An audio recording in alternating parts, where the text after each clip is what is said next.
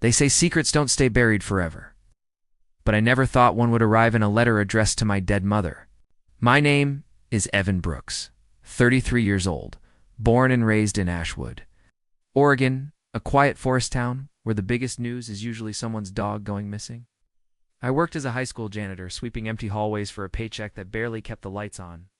Nothing about me screamed special. No talent, no accolades, no big dreams, just another face in the background. Until the day the letter came. It was a Tuesday, one of those gray Ashwood mornings where the clouds hang low like they're listening in. I was fixing a leaky faucet in the science lab when my phone buzzed with a call from the town's tiny post office. Old Miss Clara, who's been running the place since the Stone Age, told me in her scratchy voice, "You've got a certified letter addressed to your mama, except it's stamped 2 weeks ago and, well, your mama's been gone 5 years." I drove there immediately, boots still wet from the leaking sink. Clara handed it to me like it was radioactive.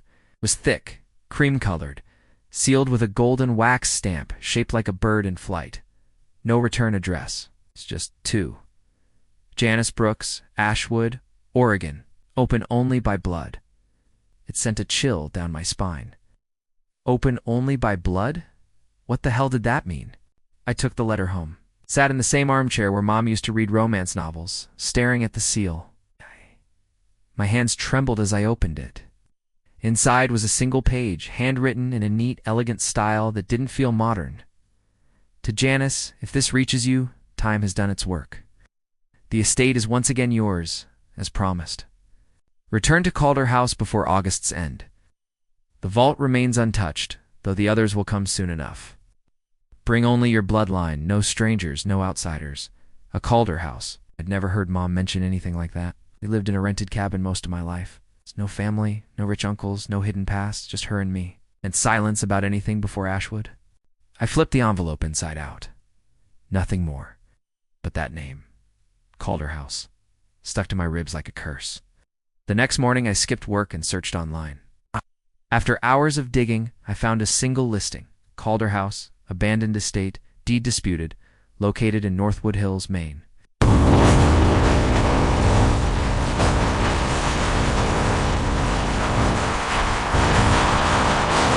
Over 3,000 miles from Ashwood.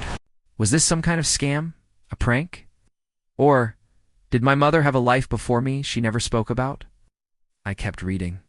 In 1991, a woman named Janice Calder inherited a property after the mysterious death of her father, Albert Calder, a private art collector and reclusive eccentric. 2 years later, Janice vanished. The house was declared abandoned. Locals believed it was cursed. Some said they saw lights in the attic long after the family disappeared. Janice Calder. That name hit like a gunshot. My mother's full name was Janice Ruth Brooks, so I thought. Did she change her name? Was she hiding? From what? My hands shook as I stared at the dusty photo of Calder House online. It looked like something out of a Gothic novel. Stone walls, ivy-covered windows, and a massive tower that stretched above the forest like a watchful eye. Suddenly, everything I knew about my life felt like a lie. That night, I sat on the porch drinking lukewarm beer, replaying every memory I had of her. She was warm, kind, but also haunted. Always watching the road, always locking the doors, even in daylight.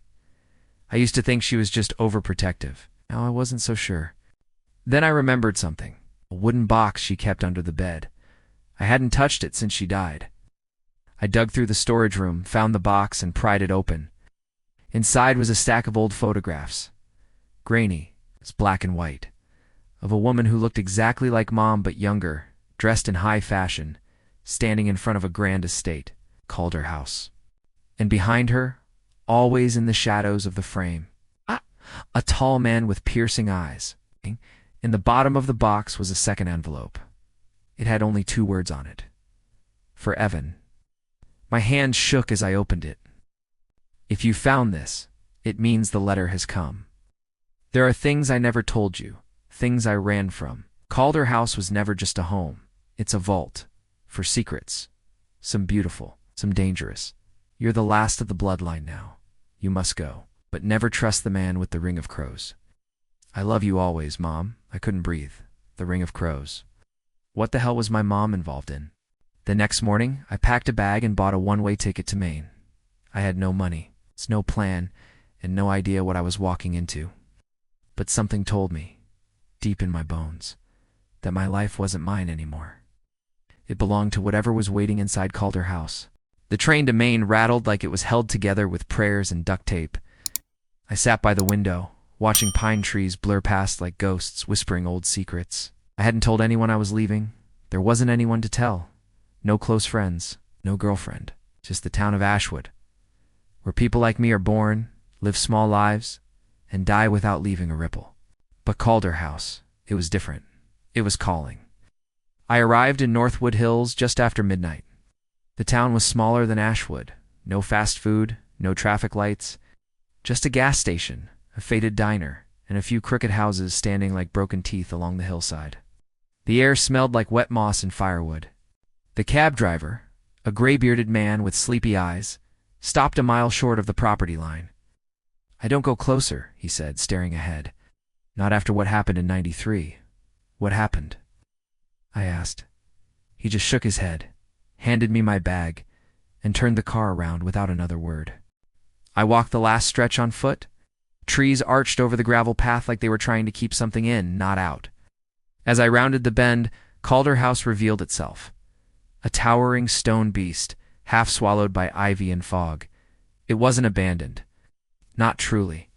I could feel something watching from the upper windows. The front door creaked open with a single push. Dust swirled in the air like ash. The grand foyer looked like it hadn't been touched in decades, yet everything was intact. The chandelier still hung like a crown of frozen tears, and the massive staircase rose like the spine of some ancient creature, but it wasn't quiet. I heard a soft ticking, a grandfather clock on the wall, still working. I walked slowly through the rooms. Parlor, library, kitchen, each preserved in eerie stillness, like someone had pressed pause on time. And then I found it, the study. On the wall hung a massive portrait of a man, black suit, silver eyes, and on his hand, a ring carved with the shape of 3 crows in flight. My blood turned cold. Never trust the man with the ring of crows. He must have been Albert Calder, my grandfather, the man my mother ran from. Beneath the portrait was a desk covered in dust. I opened the drawer and found another letter, sealed with the same golden wax. "To Evan Brooks, if you're reading this, the vault has awakened. The bloodline recognizes its own. In the east wing lies a door. It will open for you and no other. Behind it is a truth our family has protected for over 100 years. But be warned, some truths curse those who uncover them." I didn't sleep that night. Couldn't. I wandered the house, flashlight in hand, looking for the east wing. Finally, behind a collapsed tapestry and a bricked-over archway, I found it. A narrow door with a strange lock. No handle, no keyhole, just a small slit in the wood shaped like a thumb. I hesitated and pressed my thumb to the groove. Click. The door creaked open. Inside was a spiraling staircase descending into the earth. It smelled of stone, ink, and time itself. I took a step down, then another. The light behind me faded as the dark closed in. At the bottom, I found a metal vault door, circular, smooth, with no visible opening. Except it opened as I approached, like it knew me. Inside the vault was a library, floor-to-ceiling books, files, maps, and locked drawers. But in the center was what chilled me most. A cradle, empty. Next to it, a photo of my mother, holding a baby that wasn't me. Underneath, a note in her handwriting. "Forgive me, Evan. I couldn't save them both." I staggered back, heart racing. What did she mean? Who was the other child? A twin? I was alone my whole life. There was never anyone else. And then I saw it, scratched into the stone wall behind the cradle, in jagged letters. "He's still alive." I didn't know what this place was. A vault of secrets?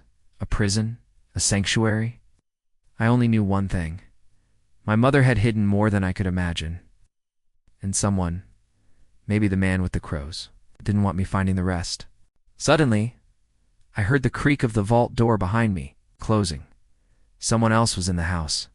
I I ran up the stairs from the vault like the floor was about to collapse under my feet. My flashlight beam trembled against the stone walls, shadows dancing in every corner. Someone had closed that door behind me. The house was no longer empty. Back in the East Wing hallway, I froze, ears straining. Silence. Then, a faint creak from upstairs. The sound of weight shifting on old wood. I followed it slowly, step by step, heart pounding so hard I could feel it in my ears. I reached the second-floor landing and turned toward the master bedroom. Its door cracked open like an invitation. The fireplace was lit, but I hadn't touched it. Sitting in a velvet chair by the flames was a man, middle-aged, calm, wearing a black coat and gloves. His face half-lit by firelight. On his hand, unmistakably, a silver ring shaped like 3 crows in flight. He looked up and smiled like he'd been expecting me all along. "You're late," he said, his voice calm and smooth. "Your mother would have arrived 3 days ago." I froze, every part of my body screaming to run, but I couldn't. My legs wouldn't move. "Who are you?" I demanded. He tilted his head slightly, studying me. "I'm someone who made a promise to your grandfather and a deal with your mother." "I'm not here for deals," I snapped. "No," he said softly. "You're here for the truth." "But truth, Mr. Brooks, requires payment." He stood slowly and walked toward me, not threatening, almost mournful. "Your mother once stood exactly where you are, with fire in her heart and fear in her bones. And she ran. She left it all behind. The house, the legacy, the child." My breath caught. "What child?" He looked at me with something that almost resembled pity. "Your twin brother, Evan. His name was Eli. She thought he died in that fire. But fire, you see, never claimed him." I felt like the room tilted sideways. "That's not possible." She would have told me. She couldn't," the man whispered, "'cause Eli was changed." He reached into his coat and pulled out a charred photograph. A baby, identical to me, wrapped in a scorched blanket. His eyes weren't right, too dark, too aware. "She gave you a normal life," he said, "raised you far from this place. But Eli was left behind, raised here in the dark, by people who owed your grandfather more than just loyalty." "No," I whispered. "You're lying." He handed me the photo. I stared at it, and something in my chest cracked. Deep down, I knew it was real. I had always felt incomplete, like something inside me echoed with a voice I couldn't hear. "There's more," the man said, walking back to the fireplace. "But I've said enough. The rest is in the attic." And without another word, he stepped into the shadows and disappeared. No footsteps, no door creak, just gone. I rushed over. Nothing. He was just gone. The fire still burned. I turned, heart racing, and made my way to the attic. A narrow staircase led up to a trapdoor. Cobwebs clung to the frame. I pulled the cord. The door opened, and a wooden ladder slid down. The attic was freezing, dark, smelled of old cedar and mothballs. But in the center, small cot, blankets, a child's toys scattered across the floor, and carved into the wall above the bed. "I remember you." I turned 11. That's when I saw it. A boy, no more than 12, sitting in the far corner, legs pulled to his chest. He looked exactly like me. At that age, he stared at me without blinking. I waited, he whispered. I stepped back, stunned. "Eli?" He didn't answer, just tilted his head. "You left me here?" he said softly. "Mom left me here. Both forgot me." I didn't know his face twisted not in rage, but sadness. I know. He stood and walked toward me, his eyes hollow and ancient. "But now you're back, and we can fix it. We can be whole again." I couldn't move, couldn't breathe, because something in his voice wasn't just human, and behind his soft smile, I saw something watching. I couldn't take my eyes off him. Eli, or whatever he was now, stood barely 10 feet from me. Same eyes, same face, but older than his body. Something inside him felt cold, brittle, like winter wind behind a child's skin. "I used to talk to the toys," he said softly, looking down at the cracked soldiers on the floor, before they started talking back. My mouth was dry. "What happened to you?" He looked up, and his gaze pierced right through me. "Grandfather happened." I took a slow step back. He didn't follow. just dropped to the cot, hugging his knees like a kid again. After Mom ran, the house locked. No light, no people, just me. And the voice in the walls. What voice? He smiled faintly. It started as whispers, then promises, then faces. Suddenly, the attic lights flickered. Dim bulbs strung from the rafters, and a low groan echoed through the ceiling boards. I think the house knew I was alone, he whispered. It tried to keep me company, but the things it showed me weren't. Right. Goosebumps rose on my arms. I wanted to run, scream, but something rooted me there. Some desperate part of me still wanted to understand, still hoped I could save him. Eli, we can get out of here, both of us. I can help. He looked at me with a sadness that shattered me. It's too late for that, Evan. I made a pact. What do you mean? He didn't answer. Instead, he reached under the cot and pulled out a wooden box, identical to the one our mother had kept under her bed. He opened it and handed me a yellowed paper covered in symbols and blood. It wasn't a letter. It was a binding agreement, signed by Albert Calder. Your grandfather made a deal with the house, Eli said, staring into the flickering light. 100 years ago, when he found the vault? What kind of deal? Eli's voice dropped to a whisper. He traded bloodline inheritance. For time, he was dying, Evan, but the house gave him 70 more years. In return, our family had to guard the vault, keep the others out. The bloodline, he stopped. The bloodline had to feed it. My chest tightened. What do you mean, feed it? He didn't answer. Just opened the second page. A family tree. My mother, me, and Eli, marked in red ink. Above his name, the word holder. Above mine, replacement. I felt sick. My life. I whispered. This was never mine. Eli nodded slowly. She tried to protect you. She knew one of us would be taken by the house, but she didn't know it could. Switch. My head spun. This wasn't about an inheritance or even a cursed estate. This was a cycle, a ritual passed down through blood. One sibling chosen as the holder, the other as backup. She thought I died, Eli said. But the house kept me. When I turned 12, it offered me a choice. Stay or bring the other half. I staggered back, heart racing. You told it about me, I had to. He looked at me again, not with hate but heartbreak. It said if I brought you, I could leave. I felt like I'd been punched in the gut. Betrayal bloomed hot in my chest. You used me. I waited for years, he said. I thought maybe you'd come on your own, and you did. No, I shouted. I came for answers. For Mom, not to be a sacrifice. The floor creaked beneath me. The attic light went out. Darkness swallowed everything. Then came the whispers. They bled through the walls, low and deep, like ancient roots waking from a long sleep. I couldn't see Eli anymore. Only feel his breath nearby. I'm sorry, he said. And then he was gone. I woke up on the first floor, lying on the cold tiles of the grand foyer, gasping for air like I'd drowned. A single candle flickered beside me. No sign of Eli, no sign of the attic. Had it even happened, but in my hand. Was the blood-stained agreement? I wasn't imagining this. I staggered to my feet, every joint aching. The air smelled like sulfur and old paper. That's when I heard the knock. Someone or something was at the front door. 3 slow, deliberate knocks. I walked to the window. Outside stood a figure in a black overcoat, tall and still, face hidden by a wide-brimmed hat. He raised a gloved hand and tapped the glass.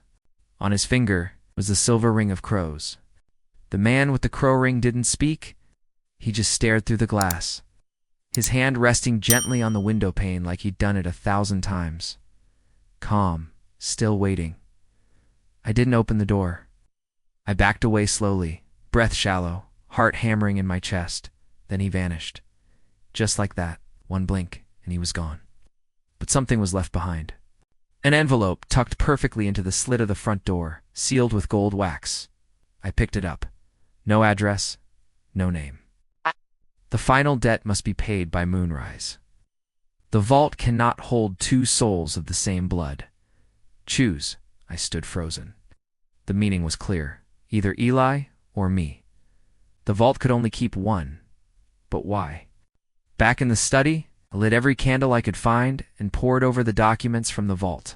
Contracts, journals, diagrams of symbols, carved into the floor beneath the cradle. Finally, in a locked drawer, I found a small black book titled The Blood Ledger, Calder House. Inside were over 100 names, each handwritten in faded ink dating back over a century. Next to each name was a bloodline symbol and a word: keeper, witness, sacrifice. Every generation, the ledger showed the same pattern: one child chosen to inherit, one marked as payment, and a man in black who delivered the terms. I flipped to the last page. 2 names: Eli Calder, holder. Evan Brooks's replacement beneath it, debt unsettled. My head spun. We were both alive. The house's ritual was broken, and now it wanted one of us to finish it. I staggered away from the desk and stared into the cracked mirror hanging above the fireplace. For the first time in my life, I didn't know who I was. Not really. Was I Evan Brooks, quiet janitor from Oregon, or Evan Calder, the forgotten blood of a cursed dynasty? My mind was spiraling when I heard it again, the laughter, childlike, echoing from the second floor. I raced up the stairs, flashlight flickering, and found the door to the nursery wide open. Eli sat cross-legged on the floor, eyes locked on a spinning top that wasn't spinning on its own. It was floating. "I thought you'd choose already," he said, not looking up. "What is this place, Eli? What is this house?" He finally met my eyes. "It's not just a house. It's a vessel." "For what?" He paused. "For the echo." I didn't understand. "It's the memory of everything that's ever happened here.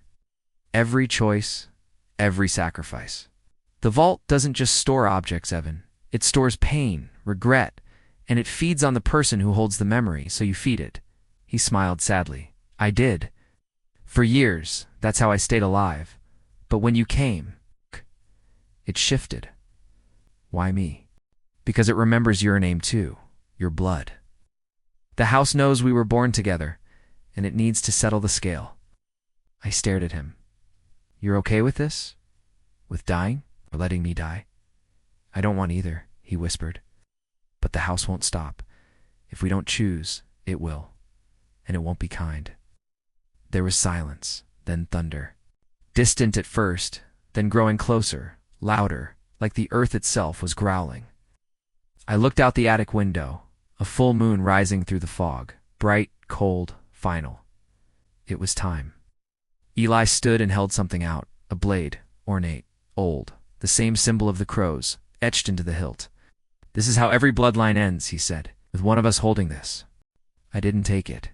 I turned and ran, down the stairs, through the halls, out the front door, into the woods.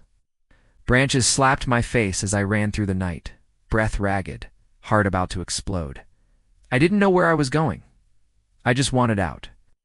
Then the trees ended. I stood at the edge of a cliff, staring down into nothingness. The forest dropped into black air. There was nowhere else to go. Behind me, footsteps, slow, measured. I turned. Not Eli, him. The man in the black coat, crowing gleaming. "Running never works," he said, stepping forward. "Not when the blood is already claimed." "Why me?" I shouted. "Because you're the only one who can end it." I shook my head. "I don't want this. I never agreed to any of it." He tilted his head. "Your mother did." The words cut deeper than any blade. "She was supposed to choose," he continued. "Refused. Rand broke the cycle. Now the burden falls to you. I'm not making that choice." He smiled, cold, sharp. "Then the house will." Suddenly the ground shook. A sound like breaking glass exploded through the air. Behind him, flames. The house was burning. I ran back, lungs screaming, legs barely working. The flames had reached the west wing. Smoke curled into the sky like a black scream. And in the center of the front lawn, Eli stood with the ledger in one hand, the blade in the other. "You were right," he said. "This place can't be saved." Then he dropped the book into the fire. The wind howled. The trees bent. The ground cracked open near the vault door. He looked at me. "You have to go. I'm not leaving you." But he smiled, not sad this time, relieved. I've been alone for so long, Evan, but now I'm not afraid. No. Turned and walked into the flames. And the house screamed. The fire took the house faster than I thought it would. One moment, I was screaming Eli's name through the smoke. The next was crawling out through the ash-stained hedges behind the gate, gasping for air while the night lit up like a funeral pyre. I collapsed on the road, coughing, crying, burning from the inside out. I don't know how long I lay there. By dawn, nothing was left but a black skeleton of what Calder House once was. Stone walls hollowed out, roof gone. The tower collapsed into the vault below. But even standing among the ashes, I could still feel it. The hum in the ground. The quiet ache in the air. The house wasn't entirely gone. Something deeper, older, still waited. I thought Eli had died in the fire. Until days later, I found the photo. It arrived by mail. No name, no return address, just a picture. A boy, alone, standing at a dock on the edge of a forest lake, holding a small suitcase. His back turned, but I knew it was him. Ack! In the corner of the photo was a watermark. I had no idea what it meant. But it wasn't random. Eli wasn't gone. I knew now what the house had always been. A machine, a prison. A choice engine that devoured innocence and memory in exchange for power. Generational, ancestral power, feeding on guilt, pain, and forgotten children. And my family. I helped build it. Eli had been its prisoner, but I was supposed to be its heir. And I walked away. I left Northwood Hills that same week, hitchhiked across states until the dust of it all faded from my clothes. But not from my soul. I kept the ledger, the knife. The final letter my mother wrote. I don't know why, maybe to remind myself that blood doesn't make you family. Choices do. I went back to Ashwood. Tore down everything I once believed about my past. Sold the cabin, left my janitor job, and started over. Not to escape it, but to watch. To wait. Because Calder House is gone, yes. But the man with the ring of crows is still out there, and Eli is too. Somewhere, the bloodline may be broken. The deal isn't done, not fully. Some nights, when the air gets too still, I wake up feeling it. The same breath in the walls, like the house left something behind inside me. A whisper, a window. And when I sleep, I dream of keys that don't fit any door I know. Maps of places that don't exist. Voices calling me. Not with hatred, but with hunger. Maybe that's the legacy I've inherited. Maybe that's the price. But one thing is certain. I will never run again. If Eli's alive, I'll find him. If the house returns, I'll be ready. And if the man with the ring comes back, it's time I'll be the one waiting on the other side of the door. The end, now it's your turn. If you discovered you had a long-lost twin raised inside a cursed mansion and were forced to choose between saving them or saving yourself, what would you do? Would you walk away or walk into the fire? Drop your answer in the comments. I read every one.